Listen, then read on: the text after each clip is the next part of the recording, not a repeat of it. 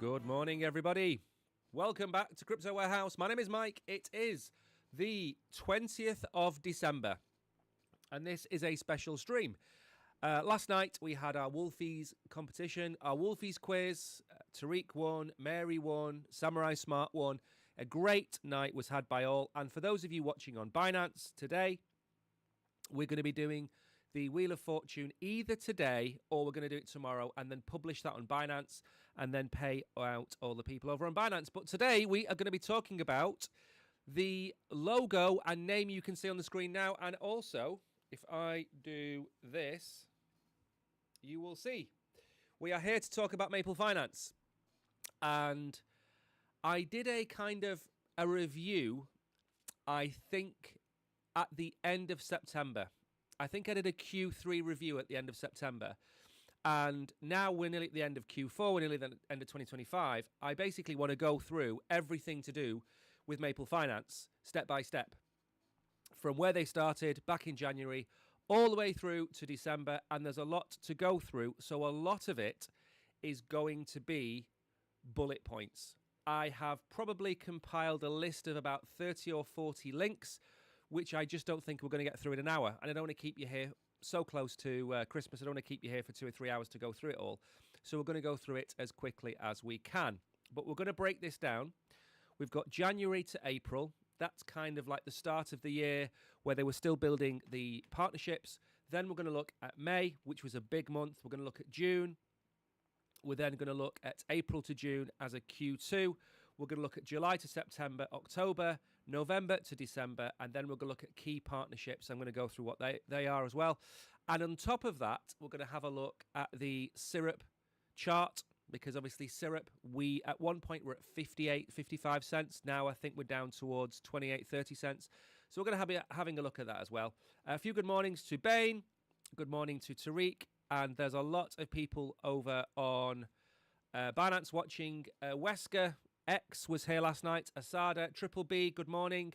Margaret, hello to you. I hope you are well. Eamon, official, thank you. But we don't just literally give people $5 for asking, unfortunately. So what we're going to start with is, we're not going to start with any of that. We're going to start with a little bit of a walkthrough. If I come out of Inception there. I'm going to start with a little bit of a walkthrough of who Maple Finance are. Now, a lot of people already know who they are. Tariq knows who they are. Bain probably knows who they are. But they are the largest on-chain asset manager in the world. And they weren't that at the start of the year. They are now. That's the growth that we've had. We will go through June as well. And at some point, by the way, the Oracle is going to fix the menu on the right-hand side. So you will be able to see where we're up to. So they're the largest asset manager on-chain. $4.26 billion of assets under management. The target that we set for the end of the year, I believe, was 6. Now, that $6 billion target that I set, they didn't set, was not based on the fact that the price of Bitcoin and crypto assets have come down 30, 40, 50%. So the amount of Bitcoin, the amount of assets that they actually have would probably be somewhere in the region of 5.5 to 6 billion had the price of Bitcoin not come down. So we're sitting at $4.26 billion of assets under management.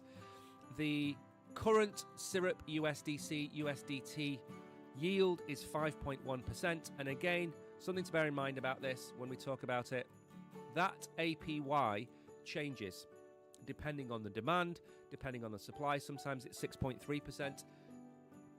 It's been 6.7, it's been 6.1, it's been 5.1. It changes, so it's a variable rate. It is not fixed in sand. It's a variable rate. However, this is backing the over-collateralized loans, which we're going to talk about later on. Anybody can get involved. And something to point out at this very early stage, this is a liquid yielding dollar. This is not a stable coin. USDC, USDT are stable coins. They do not pay a yield for you to hold them. Syrup USDC and USDT, if you hold, let's say $100 of either of those two tokens today, and then you come back on the 20th of December 2026, you will have roughly $105 worth of Syrup USDC and USDT, whichever one you've got. So this accumulates value over time. That's something to bear in mind. Now, of course, they have different products. They have the institutional secured lending, which is something that they have been offering all year. That again has ranged from 7.5% to up towards over 10% at one point, 8.4% at the minute. $421 million worth of assets under management. Collateral ratio is 396%. What does that mean? It means that they are lending $100 million and have roughly $396 million on their books or thereabouts. This is the breakdown of where we are today. Over 100 borrowers, almost $15 billion in loans, 400 loans issued, and the funding time is 24 hours. It's pretty quick because once you are whitelisted, you have an account manager. It's very easy to sort out. So they've had a very interesting year, but that is who they are. Of course, we can go and talk about a Syrup token if we click on this. We could talk about Syrup, but we're going to do that later on. So that's something to bear in mind. But where I kind of really want to start today, good morning, Queen. Welcome. And Umar, I hope you are well. But where we're going to start today is we're going to go through Q1, where it all began. And to do that, I'm going to bring up June Analytics, which is basically a kind of an on-chain cross-check of all of the data that Maple Finance talk about.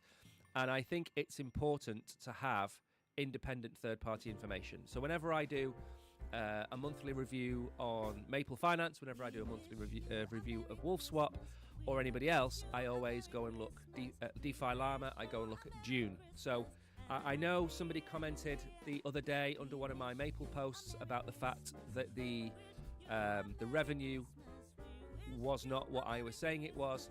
Well, this is the data that we have. This is live data.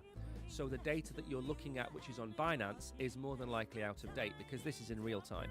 If we sat here for 6 hours and hit refresh, these numbers would change. So you want to kind of, verify, don't trust. That's what I always go off. So we're going to have this on the screen now because what I want to point out is if we go to this period over here, which is kind of January through to April, this was like setting the foundation of what year Maple was going to have. Because as of probably the middle of April, they started to really take off. And at the peak, which was October, they hit $5 billion of assets under management very, very briefly. They've had the correction to the downside, which of course we've all seen, and now they are starting to pick back up again. So, very briefly, and again, I have to be careful that I don't run out of time, which I don't want to do. The beginning of the year, January to April, or January to the end of March, that was setting the foundation for what was going to come. And early on, they were looking at their individual offerings. They have their high chip, their blue chip, they had their Bitcoin yield product that they started with Core DAO. That launched, and they were going to roll out the LST BTC. I keep calling it IST BTC, but it's LS BTC. They had, as well in that period of time, they were moving their token. So the token that we have now is Syrup, but back at the beginning of the year, it was MPL, which was Maple. And the end of the the transition from MPL to syrup, that happened around about the end of April. But for the entire 3 months at the start of the year, they were trying to force people to understand that they had to migrate their tokens because there was going to be a cutoff date. So that began, and I think the first big one for me is this one, because we started working, I think, with Maple Finance. You know, I'm not too sure. I think it was maybe February or March this year. But this was the big one for me. This was the one where we are going to talk about... Where is it gone? It's not going to be on this link. Let's have a look. Which link are we going to be looking at? It's the link to do with Spark. So let me have a quick look to show you where we're going to start. Spark, Maple Finance. This is the one that I think, if we're going to start from somewhere, this is the one that we want to talk about. There we go. This is the one, right? This is right way back at the start of the year. So Spark integrates with Maple and allocates an initial $50 million. And this is the big one for me, because this was the one that really started to put Maple on the map. They were not the newcomers as such, but they were the new boys to the party. And they had, if we look back over here, where has it gone? Oh, I've closed it down. Let me have a look. To June. If we go back over here and look at their assets under management at this point, they were sitting at about, let's say, $600, $700 million of assets under management. So when Spark came in with the initial $50 million, that in fact grew, and it ended up being, I think, $150 million or $250 million worth. And Spark, for me, was one of the first big events that happened with Maple Finance. There were other things that happened at this time. So, for example, I know Sid from Maple Finance. He was one of the very first people to go to the round table to discuss DeFi with the new US administration. That was a really big deal at the time, because you had all the big boys there, and then suddenly Maple Finance was at the same table discussing the future of DeFi with the American administration. So the Spark deal for me, and then Syrup being, Maple Finance being at the same table as some of these guys, that really set the stage for the start of that growth that happened in April and May. Now, May was a milestone month, and the reason it was a milestone month, if I scroll down a little bit so I can get it on the screen there.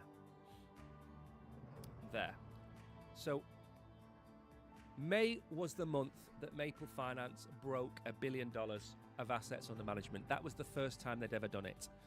And everything was starting to go in the right direction. Just let me check my phone for a second. It is going off 10 to the dozen.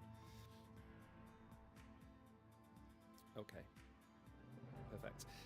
So May was the first month that really happened, and that was an exciting month for everybody, because that's when I started to do my graphics that I put up on X, talking about Maple Finance and hitting these different milestones. So $1 billion of TVL, and then something else happened as well. They broke $1 million in revenue, which is there. So they got $1.063 million of revenue for the first time in that month. And I say this every stream I do. This graph is lovely. This is a lovely graph. This is the graph I care about. And that is their monthly protocol revenue. This is the money that they use to expand their business, grow their business, and allow them to grow the numbers of staff, take on specialists, bring in outsourcing, marketing, whatever it might be. This is the number. Now, when they broke $1 million in May, they did not look back. And it has been going up ever since November, when, of course, we have started to see the downturn. But even so, with probably a third of the month to go, I would say we're looking at another $2 million in revenue for this period. So we've got October, November and December, we will have over $2 million a month in revenue. And that is exceptional. But we are off the point. Spark was the key for me. That was the one that triggered it. $1 billion of TVL and AUM, $1 million of revenue. You had many other things going on for it in this month as well. The next thing that happened for me, if I bring this up, is the listings on major exchanges. This all happened at the start of, I think this was actually in May that this happened. There we go. So Binance started to list various different tokens, and Maple went into alpha. I believe it was in alpha for about 3 or 4 days, and then it went live. Now there is another exchange which I'm not going to mention, but it's run by a bald man with a blue logo. They put Maple live or converted around about the same time, within a few weeks. And then further on in July was another major exchange that added Maple Finance's Syrup token. So again, up until April was laying the foundation. Then you started to see the adoption of the Maple Finance product by other people. You started to see the major exchanges such as Binance listing Maple Finance's token, and then everything became a snowball after that. Everything became a snowball. And if we go further down, the Binance listing is there. Let me bring this one up. This was the news article that I found about this. Now, the reason you want to be listed on Binance, and of course other exchanges, is not just reputational, but that is a major factor. It's actually to do with liquidity and trading volume and having your coin available so people can buy it. We're going to talk at the very end, when we get to December, we're going to talk about another app where you can now buy Syrup. And all of these different options, and I talked about this at the start of the year, at the end of last year. I was talking about the fact that when we got to this bull run, which never happened, but we got to the bull run, the point of it was that retail needed to be able to buy all the tokens that were hot and trending. Now, if Maple wasn't listed on Binance, if Maple wasn't listed on some of the other exchanges, or Robinhood or Revolut, if it wasn't listed on any of these places, retail wouldn't be able to buy it. So it's important that you have nearly all the top 10 exchanges in the world listing your token. It's important that all the Revoluts and the Robinhoods, they list your token as well. Because most people who are not you and I, most people will just have a phone app and they'll go and buy those tokens. What's one of the, name me top 3 real world asset tokens to go and buy. Maple Finance and Syrup would be in that 3, along with the likes of maybe Ondo, maybe Pendle, maybe some of those others, but Maple Finance would be in there, just simply based on numbers. So being listed was super important, and that happened at the beginning of May. Now, the next thing that happened was June. And June was really the expansion. Good morning, KS. Mickey, I don't understand. What would you like to know, Mickey? Ask me and I will tell you. I will help you understand. So June was the month where we really started to take off, and that's where we started to accelerate. June was 2 absolutely massive partnerships. And this is the one which really excited me. And that is Cantor Fitzgerald and Maple Finance. And this was the big one. So Spark was big. The listing on Binance was obviously massive. But this was huge because Cantor Fitzgerald are a top-tier financial institution in America. And I made videos about this, talking about the son of... Basically, the CEO of Cantor Fitzgerald moved to the White House and the son took over. But Cantor Fitzgerald is probably one of the top 6, top 8 financial institutions in what they do. And what Cantor Fitzgerald did was it validated Maple Finance in the eyes of traditional financial institutions, because Cantor Fitzgerald are a world-renowned name. They are world-renowned. You know, you talk about Goldman Sachs, you talk about BlackRock. If you're in financial circles, you'll talk about Cantor Fitzgerald. It's that big. So when Maple signs a deal with Cantor Fitzgerald, it's massive. It's groundbreaking. It's earth-shattering. And irrespective of the noise of the market, irrespective of the cycle that we're in now, whether it be the bull or the bear market, none of those things are relevant when it comes to the partnerships that Maple Finance are forging right now.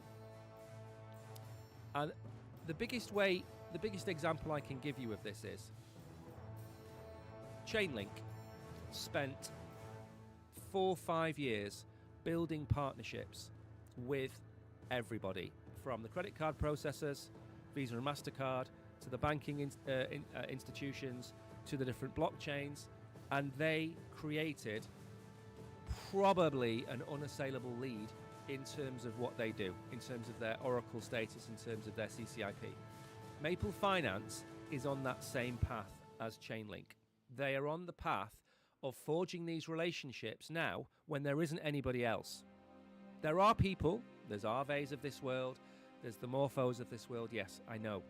But in terms of a recognizable brand that can partner with blue chip financial institutions, Maple currently has a lead. And it's deals like this which open doors. Dealing with Cantor Fitzgerald is when you are talking to somebody and they say, okay, well, you know, who are your clients? Well, for our Bitcoin lending facility, we've got Cantor Fitzgerald. And that will make you sit up. That will make you sit up and watch. So this deal for me, this was the hairs on my arms moment for me. And not just because it's a namesake either. This first financing facility through Cantor enables Maple to accelerate its growth and expand its reach as the premier provider of institutional digital asset credit, said Sidney Powell, CEO and co-founder of Maple Finance. We are seeing strong and increasing demand from institutions looking to access the crypto market through reliable, regulated channels. As a crypto-native asset manager with institutional roots, Maple is well positioned to meet this demand. Michael Cunningham of Bitcoin Financing at Cantor said, we are pleased to support Maple's growth by helping broadening the company's access to diverse funding sources.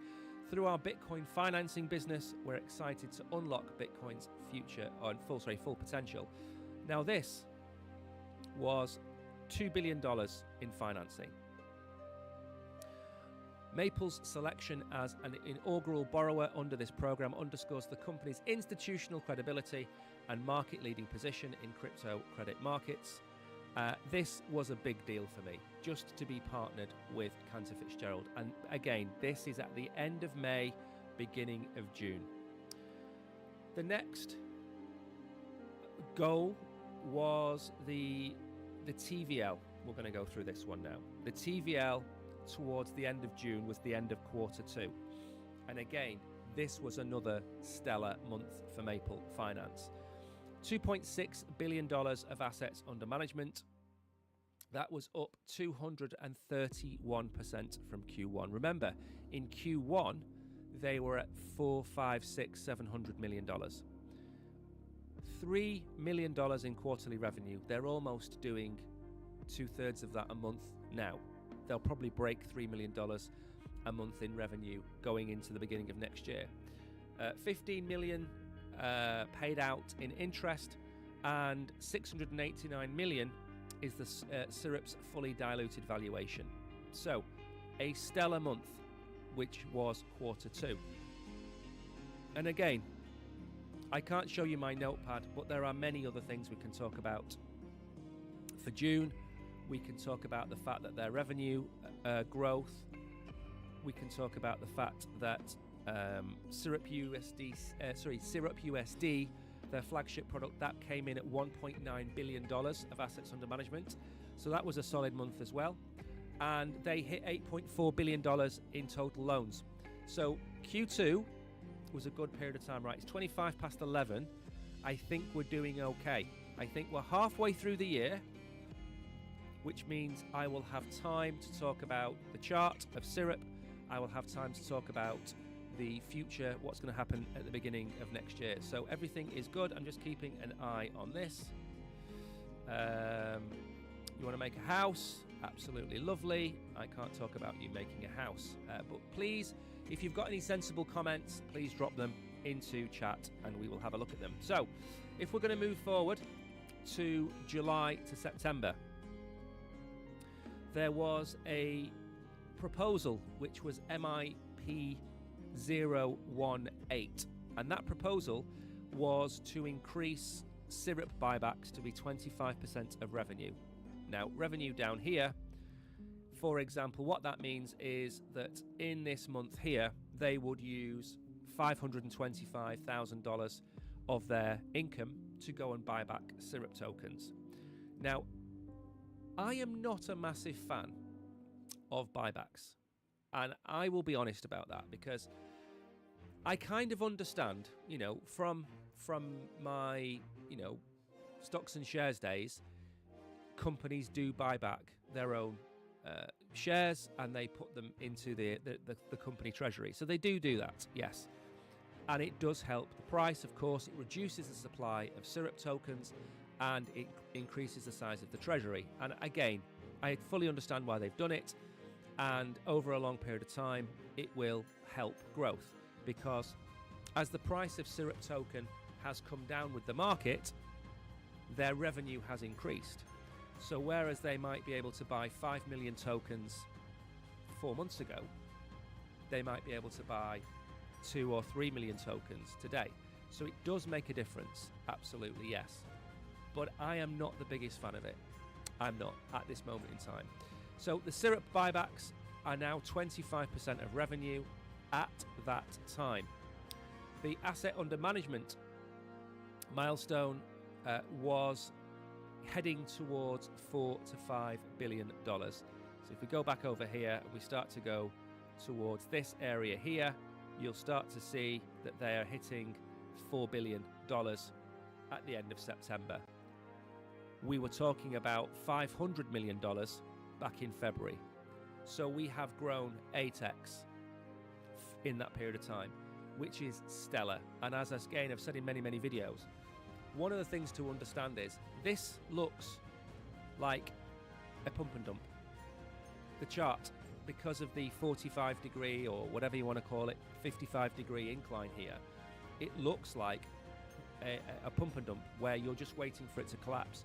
That's not the case with Maple Finance, because they are a growing business within a growing sector of crypto, which is real-world assets. Now, there are other players in this industry. Ondo, we've mentioned before. But the thing to understand is you're comparing apples with pears. Ondo are not Maple Finance. Maple Finance are not Ondo. They are in the same sector, but they have literally nothing to do with each other whatsoever. And there aren't that many Maples around. The same way, there aren't many Ondos around. There are a few, Remora Markets, for example, maybe.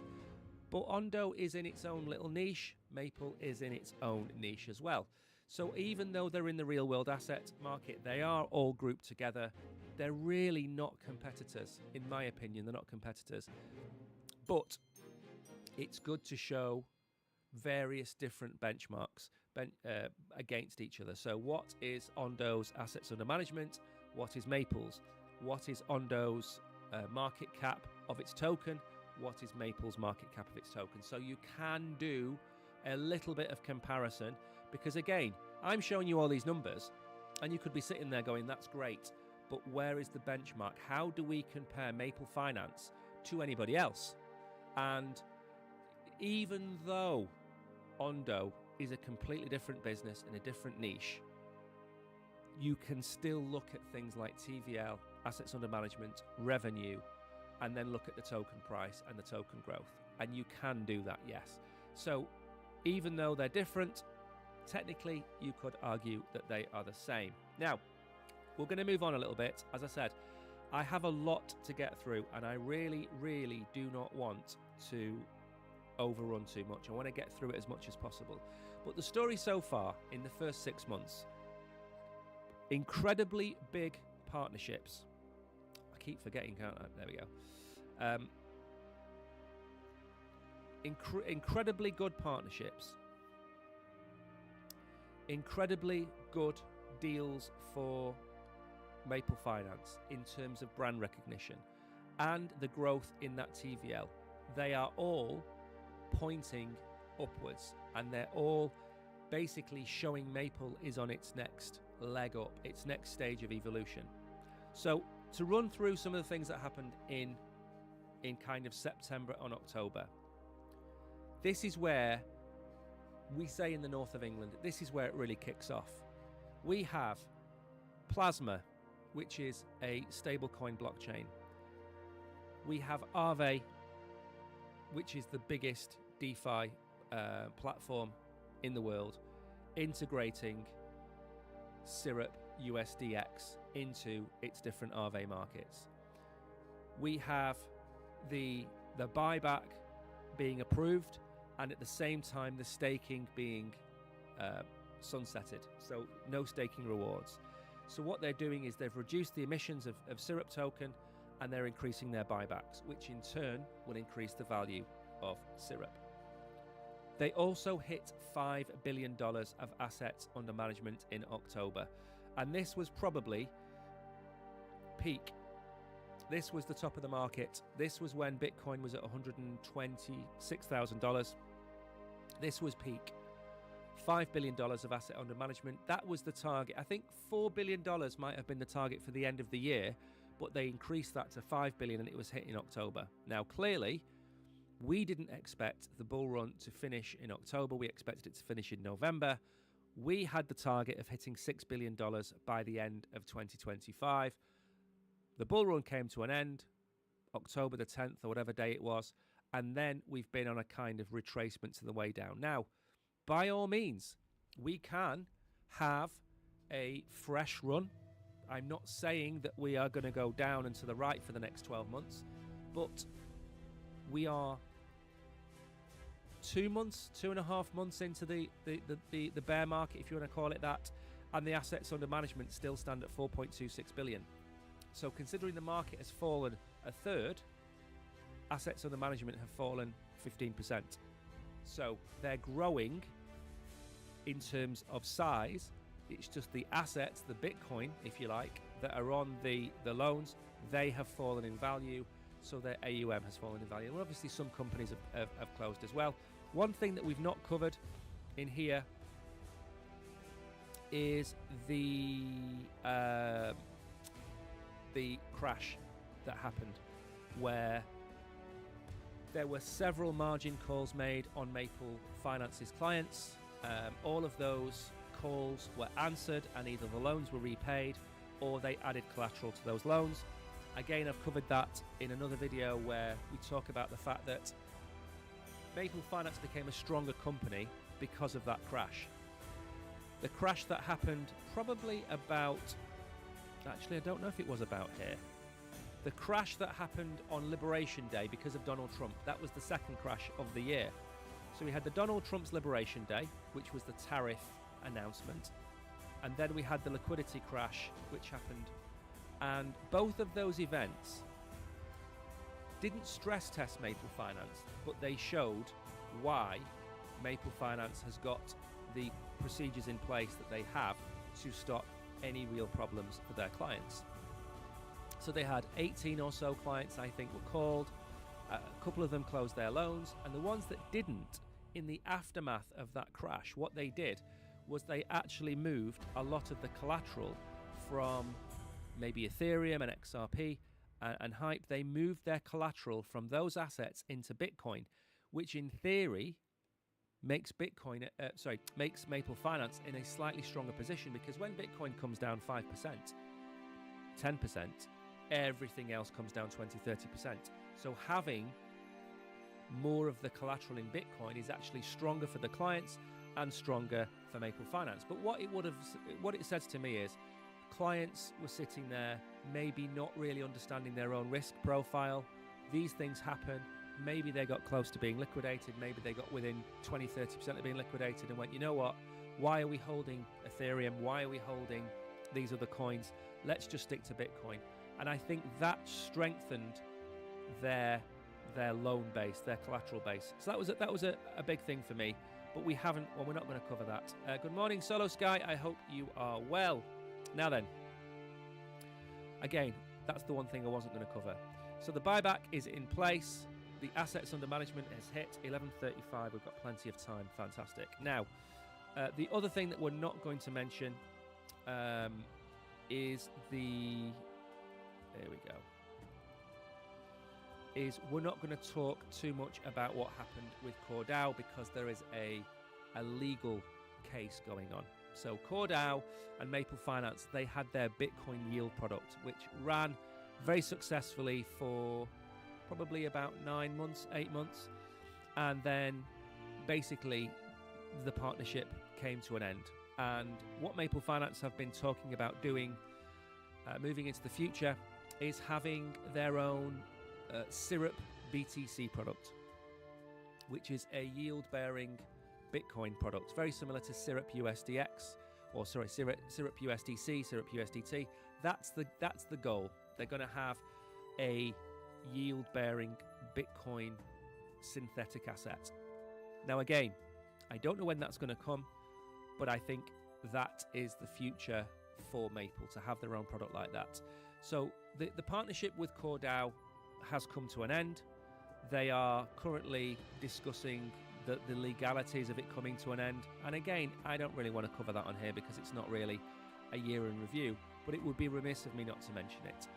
Now, a couple of other things that happened in October, November and December. And number one was the Syrup listing on Robinhood. Again, I can't bring up too many of these because I am not logged in. For some crazy reason, I am not logged in to YouTube. Not YouTube, sorry, into X. I don't know why. So Syrup is now on the Robinhood app. Syrup and XCN are now available to trade on Robinhood, including in New York, and that was on December the 11th. So this isn't quite breaking news, but it's only 9 days old. Again, let's talk about retail coming to crypto in any shape or form. A lot of them will use Robinhood. A lot of the Gen Z, whatever they are nowadays, they will all have these apps. We did a live stream yesterday, and I was talking about the fact that about a third of 18 to 25-year-olds no longer see property as the number one way to protect their future. And a third of them, if not more, are now looking at crypto. And they will be accessing crypto through the likes of Binance, of course, but also through the likes of Robinhood. So being on all of these different exchanges will have a knock-on effect to the volume on Syrup token. And for me, long-term, that's an absolute benefit. Right, we've got 20 minutes left. Right, this was December the 5th. Maple just used 25% of November's revenue to buy back 2 million Syrup. Less supply on the market, more value driven to long-term holders. Keep this pace of buybacks. And over 2% of all Syrup gets pulled from circulation each year. What happens when revenue scales to 100 million plus in 2026? And I think that's the key.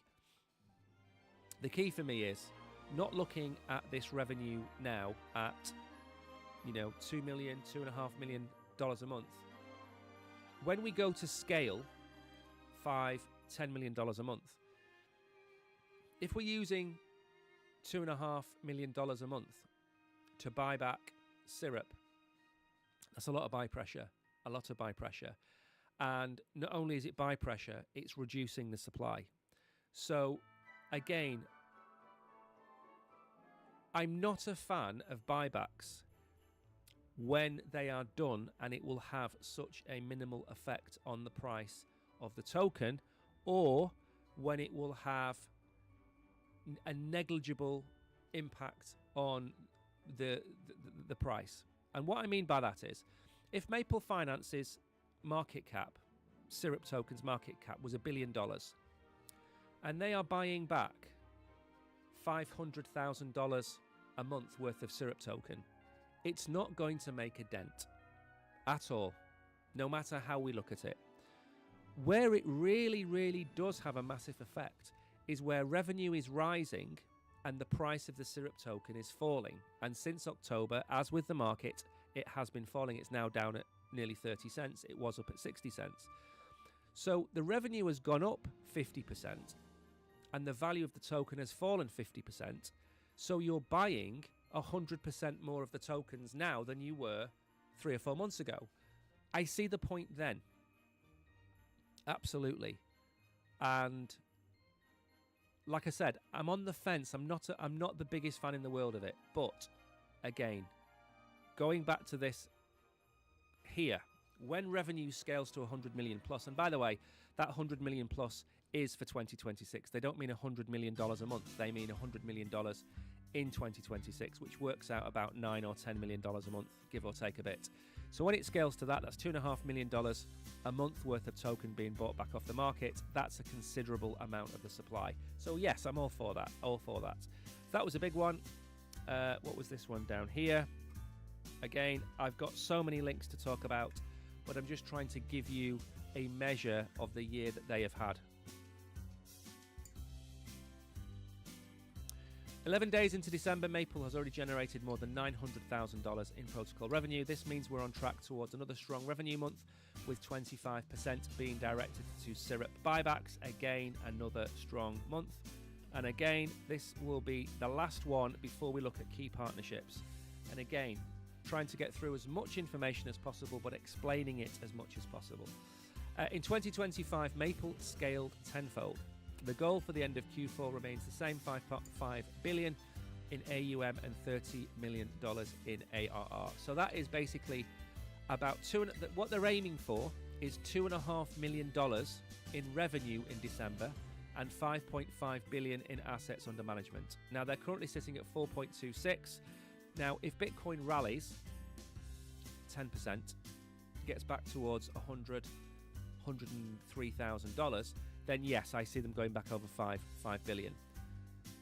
Will they hit $2.5 million in December? With a third of the month to go, they're on target for $2.3 million. So again, not far off, and a very, very good December considering the state of the market. So all in all, to recap where we've gone, we have seen explosive growth from April. Between January and April, we saw the foundations being put in place. Between April and October, we saw that massive spike in growth. That was 6 months of just massive expansion. And as I said on many other live streams about Maple Finance, there will come a time where they will plateau. And they will plateau because of the end of the bull run. They will plateau because of the length of time it takes for traditional finance to adopt Web3, and they will come to a plateau as they start to expand their business. Now, I think we're at that plateau stage.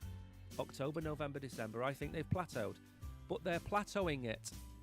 You know, we go back to where they were at the start of the year, $370,000 in revenue. They're going to 7x their revenue by the end of the year. So plateauing now is a hell of a lot better than plateauing at $300,000 or $400,000 in revenue. So for me, I think if we can have a period of $1.5 million a month plus revenue, if we can have a period of $4 to $5 million, $1 billion of assets under management, they will simply get stronger every single month. even at those levels, they will get stronger every single month. And of course, we have a lot of things happening in May. We have a new chairman of the Fed. We're likely to see rate cuts. What does that mean? It means more liquidity coming to the market. It means risk on assets such as Bitcoin become more desirable. We may see a dip, or we may see a bottoming May or June 2026, and then we might see a run up into the midterms, which is October next year.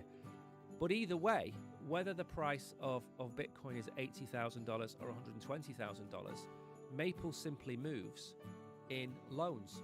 So if somebody wants a $1 million loan, they have to put up $2 or $3 million worth of Bitcoin. It doesn't matter what the price of Bitcoin is, as long as that loan is supported by the collateral, which is Bitcoin. So again, Maple isn't bear market resistant, but it operates similarly in both the bull and the bear markets, in my opinion. So I am all for that. Now, 11:45. Right, I want to go through the partnerships. This is the list of partnerships that they have got, and we've mentioned some of them already. And by the way, we haven't even talked about Solana. We haven't talked about Camino Finance. We haven't talked about the lending protocol. We haven't talked about the $500,000 Syrup USDC prizes. We've not talked about any of that because we haven't had enough time. It's too much information for one stream. But here are the list of partners currently with Maple Finance. And we've got them here. We've got Aave Institution. We've talked about that one.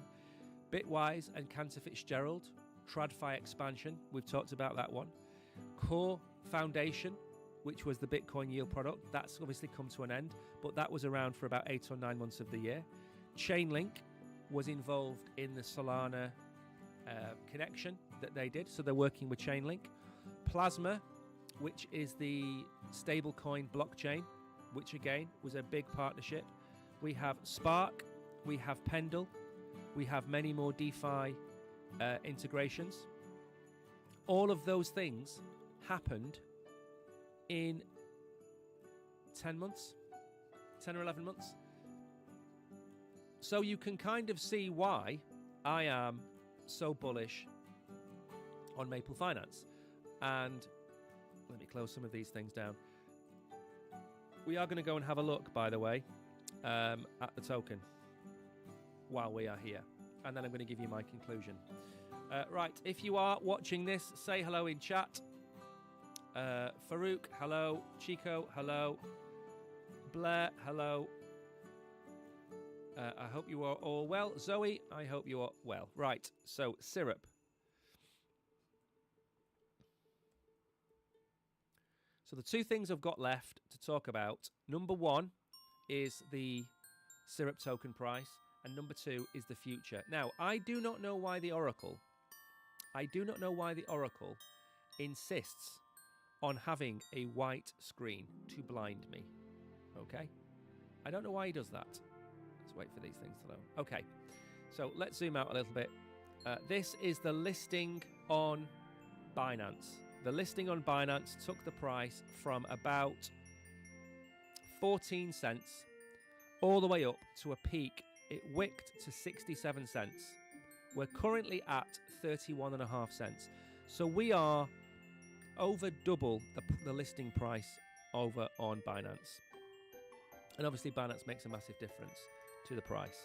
If I do that, then you will be able to see. Now, just to give you some idea of where I think Maple will go. And I'll stick to this price, by the way, because this is the price I gave at the end of... go about there. Okay. So,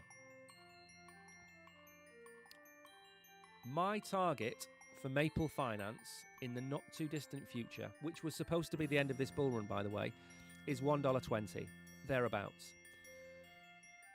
That would give it a reasonable market cap. Not too excessive. We're not talking about a $10 billion market cap. Let me bring it up, actually. That might help you to understand. Because one of the things about expanding businesses, expanding companies, is everything I've just shown you, they have a market cap of now $361 million. And what I am suggesting is this is going to be a $1.5 billion project. So I'm not sitting here to try and tell you that this token is going to go to $20 and therefore have a market cap of, 10 trillion. No, sorry, 10 billion. I think $1 to $1.20, I think that range is where Maple Finance will eventually go. Now, one of two things happened, by the way. So as we see the price start to do this, don't forget that the revenue and TVL has been doing this. So as the business is growing, the price of the token is coming down with the market, may I add. Now, I have massive problems with that, because when you look at the stock market and you look at profit earnings ratios and you look at, if I generate $1 in revenue for my business, what percentage of that, or how many cents from that will actually be profit? And lots of businesses run at PE of ridiculously high numbers, 30, 40, 50. And what I would say about Syrup is, the more this revenue goes up, at some point this simply fails to hold. The downward pressure simply fails to hold. They are buying back, probably in December as well, probably about $500,000 worth of the token. Okay, over a course of 12 months, that's about $6 or $7 million worth of token taken off the market. And again, as going back to that tweet, that's about 2% of the market cap, which obviously is about 2% of the tokens. So at some point, this number has to go up. At some point, this number has to go back to 40, 45 cents, where it spent a considerable amount of time. So if you look at this period here, so if you take off the outlier and you look at that period there, that's probably a fair price, which is between about 33 cents and about 55 cents. So about 40, 50 cents was what I would say. We're currently at 31 cents.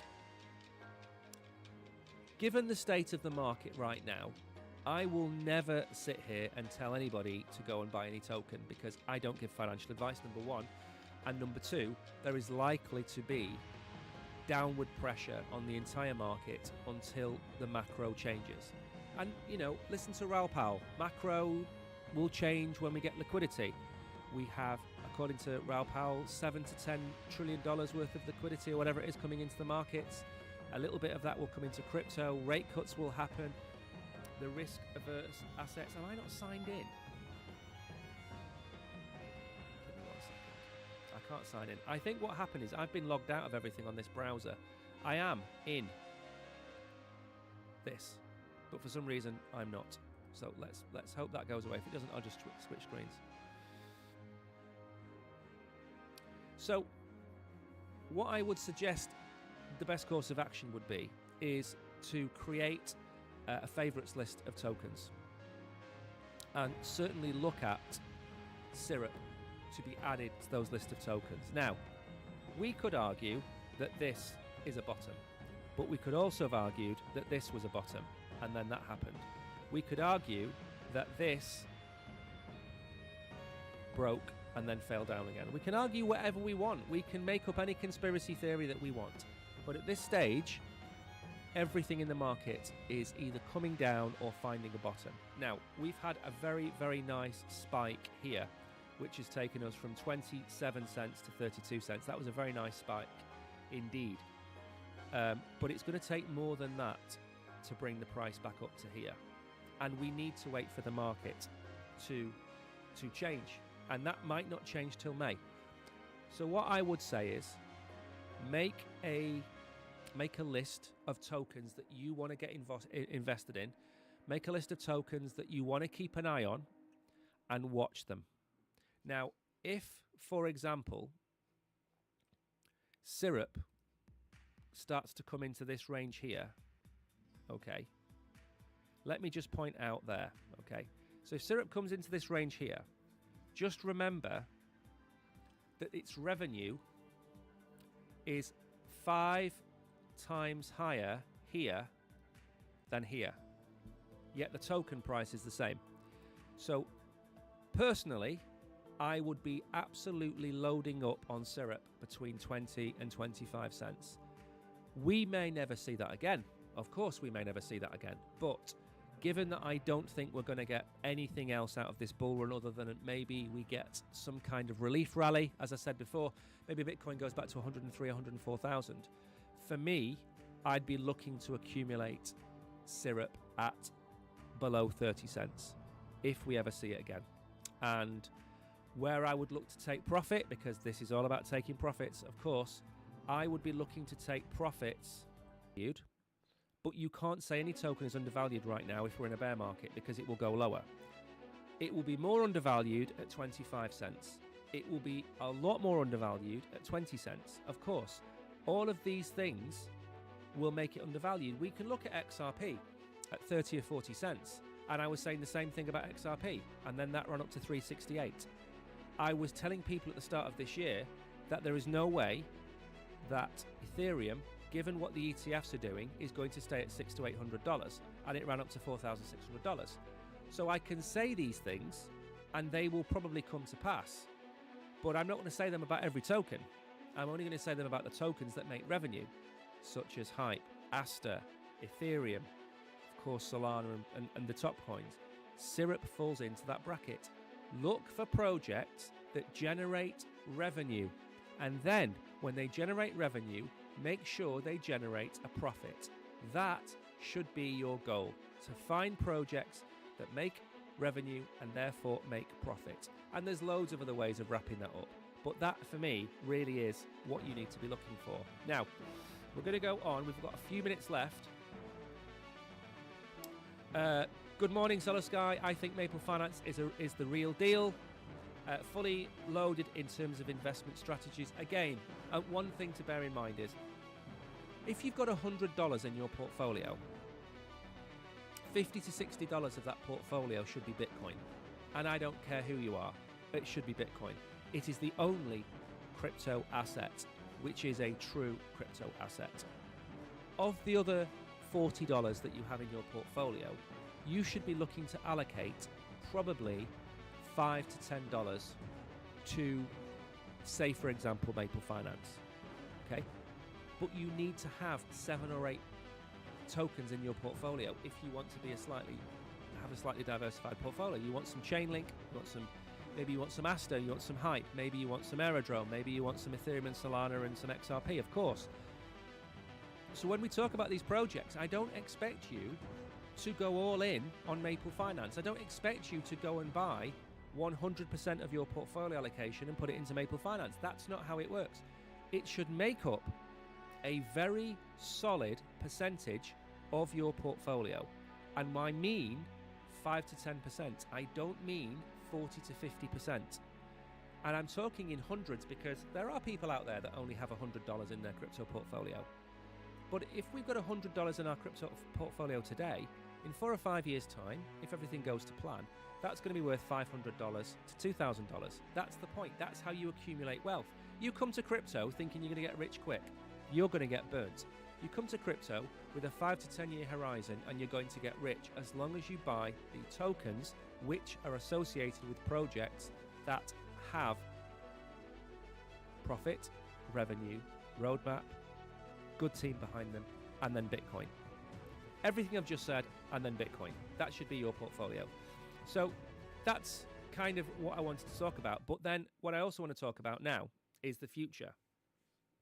Because, let me close down some of these browser windows. I don't want to overrun, and I know what time it is. Good morning, Future. Good morning, Mary. Good morning, Seed. Good morning, Navros. Andrea. Hello. But like I said, this is not a get rich quick project, and I never want you to be under any illusion that I am trying to give you a get rich quick project. The point of these streams, and I would do this, by the way, for any other project that I was invested in. The point of this is for you to understand the fundamentals of this business. How does Maple make money? They have institutional loans which are over collateralized. So what does that mean in English? For every $100 of a loan that they issue to the blue chip clients, that blue chip client has to give them $300 to $400 worth of Bitcoin. So it's over collateralized. They then charge them an interest rate, say 7 or 8%. They pay you a very large chunk of that for if you hold Syrup USDC. By the way, Syrup USDC is also on Binance as well as Syrup token. So they pay you. And then why do you get the benefit of the Syrup token? You get the benefit of the Syrup token because of the buybacks, which comes from the revenue generated from the loans as well. So you can hold Syrup USDC and it will accumulate 5 or 6% a year. You can hold Syrup token and then you can see the passive growth in the token's price based on the buybacks. You can do all of those things. But at the end of the day, I don't want you overexposing to anybody, whether it be Maple, whether it be another top 50 coin or a top 100 coin. Don't overexpose yourself to any coin. Excuse me. Excuse me. Sorry about that. But it still should be part of a sensible portfolio. Chainlink is another one. Now, it's 12:01. I think we've been streaming for a considerable amount of time. So I want to give you my 3 or 4 predictions for next year for Maple Finance, because that's the point of what we've done. We're showing you where they've come from. Now, I kind of want to show you a direction that they're going to go in. Number one, I think at some point in the first part of the year, they will hit $10 billion assets under management. Maybe it's the end of June. So maybe it's the end of the first 6 months. But I think they'll hit $10 billion assets under management. As a result of that, I think their revenue will hit $4 to $5 million a month. Again, I'm not giving outlandish predictions here. I'm giving them based on what's happened so far. Thirdly, I think they will launch their own Syrup BTC token, which will offer a yield. And I think that is going to explode, depending on what they are paying. If they're paying 0.1%, maybe not. If they're paying 1 or 2%, then I think it will actually explode. The same way that Syrup USDC and Syrup USDT have exploded this year. I think the BTC product could also go that way as well. So maybe the growth has accelerated. So that's the third thing. So $10 billion asset under management, $4 to $5 million a month in revenue, Syrup BTC project. They're the 3 easy ones. Okay, they're the 3 easy ones. I'll give you that. The next thing I think they're going to do is I think they are going to launch the Syrup USDC token on as many apps as possible. The Robinhoods, the Revoluts, the banking apps. I think Syrup USDC or USDT is going to be a savings product on as many apps as possible next year. Maybe all of them, okay? We covered the Syrup being added to Robinhood. We've covered the fact that they are on Binance. They're on all of their exchanges. That adds liquidity. I think the next evolution of that is for them to be on all the different banking apps. That's my big goal for them. And I think because of how they do that, I think they will see additional demand for their products from the traditional finance institutions. Asolo Skyscared, never forget that Bitcoin is a store of value. That is how you should see it. I think ever since day one of doing this channel, we've always tried to promote 50 to 60% of your portfolio being in Bitcoin and Ethereum. I think that's pretty much what we've done. And then 40%, 20% of your portfolio should be in maybe the top 10 or 12 coins. And then the other 20% should be in projects that you really love and understand. I think that's kind of a breakdown that I did 4 years ago. I think in 2020 or 2021, I was writing articles about this. So maybe 5 years now I've been talking about that breakdown. But Maple falls into one of those 20% pots. And again, I'm not here calling for a 10x. I'm here calling for a 4x. And again, we're not going to get the viewing figures on that because it's boring. We're not going to get the viewing figures on me talking about a $1.20 price target because it's boring. I know that, but I don't care. I'm not going to sit here and tell you something that I don't believe in. I'm not going to tell you it's going to $10. I'm not going to tell you it's going to $5. Other people will. And if you want to listen to those targets, go and watch them. But I'm going to give you what I consider to be a realistic target. $1.5 billion valuation for the project gives it a price of about $1.20, I think, around that. And I think that's a solid target. First that we've got to do is get through whether this is a massive correction. We've got to get through that. Whether it's a massive bear market, we've got to get through that as well. So there's lots of things we've got to get through, but we wouldn't be in crypto if we didn't believe in some of these projects. And this is one of the projects I believe in. Now, I have run out of time. So thank you to Solo Sky, to Tariq, to Manjeet, to Bain. I'm going to go over to Binance. Lots of people over there. Future, Marianne, Seed, Navroz, Andre, Chico, Farouk. I know Crypto Queen was in here as well. Mid, Margaret. Thank you all for tuning in. You are all hopefully a little bit wiser than you were before when it comes to who Maple Finance are. I try to do one of these every 2 to 3 weeks, but obviously this is a big one because it's the end of the year. So whether you're watching on YouTube on Binance, I hope you've enjoyed this. There are loads of things I've missed out, but I think I've covered the main points. So if you watch this back, you're going to know everything that happened in Maple Finance in 2025, and that's what I've meant to do today. And that's what I've got to the end, and I'm pretty chuffed that we've done it in this time. So thank you everybody for watching. I will be back on Monday, streaming on Binance Square and also on YouTube. I'll be back on Monday. The Oracle may be back soon with his chart show, but I don't know when that's going to be. So thank you all for tuning in. You're all great. Have a lovely Christmas if you don't see me again. Have a great new year. And remember, do your research on projects. If you want to know about another project, go and find somebody who's made a video like this about that project and get a complete understanding of what that project does, okay? But make sure it includes the financials, because anybody can sell you the stars, but how do you get there? And with that, have a great Saturday. Take care.